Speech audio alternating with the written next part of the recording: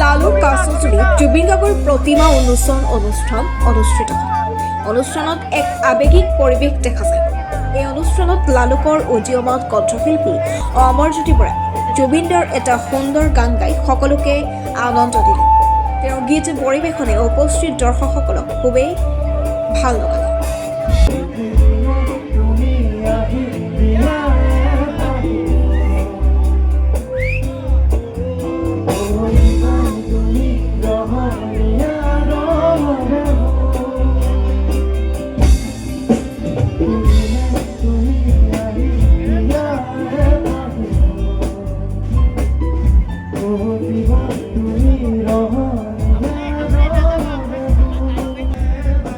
এটা সুন্দৰ গান পৰিৱেশন কৰিলে।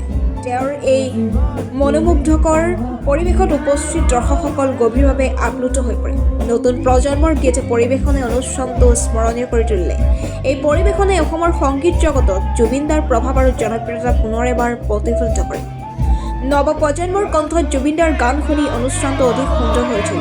এনে নতুন আৰু উদীয়মান শিল্পীসকলক উৎসাহ দিবলৈ আমাৰ চেনেলটো ফ'ল' কৰক।